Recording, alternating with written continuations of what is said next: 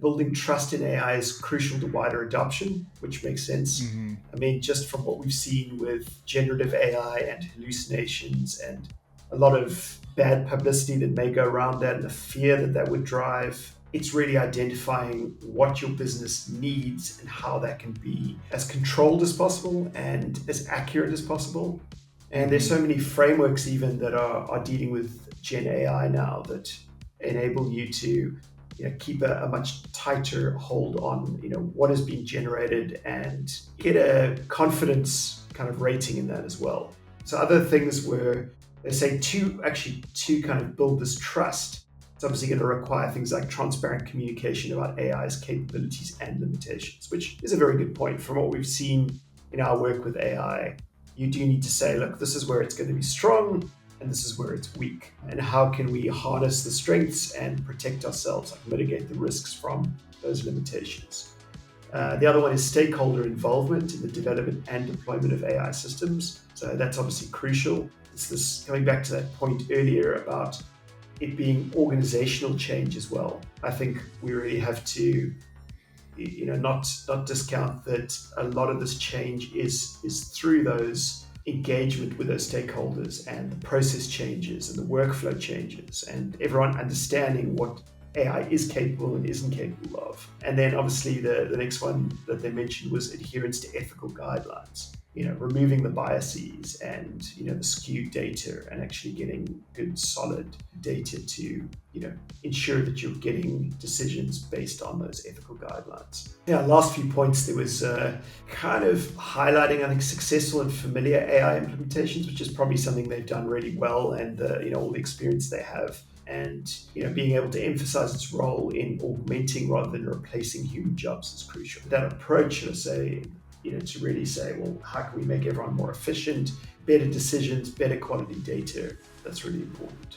And then round that point on ethical AI, there needs to be the trust, transparency, and ethical decision making to sort of guide that AI deployment to ensure it contributes positively to business outcomes. And obviously, then looking beyond that to the macro scale, kind of society at large as well. So I think overall some good points. And I think when we were chatting about it before, Magari, you were saying, they've obviously got their biases as well, and they're There's dealing with definitely. specific clients.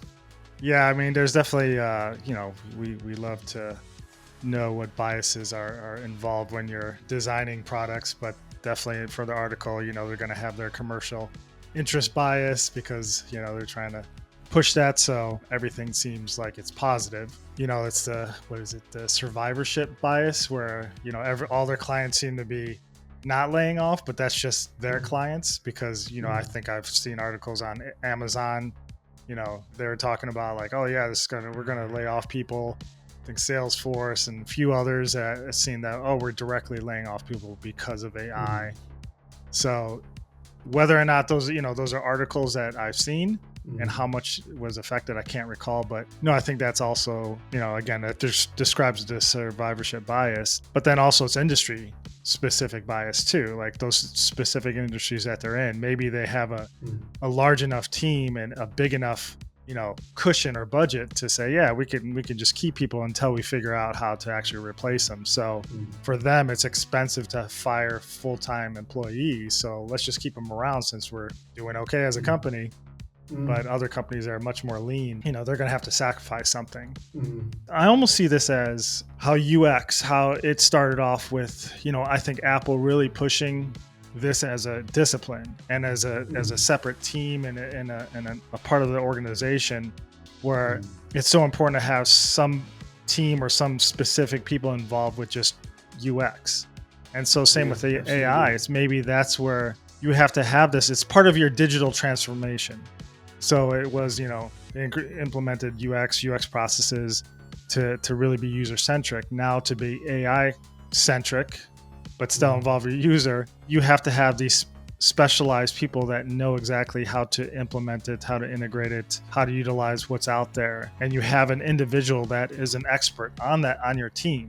So your product owner is leading, development, UX, business, and now AI Mm, as part of that, mm, specialty, and or that little mini SWAT team. So I see that mm. being a part of that digital transformation of companies.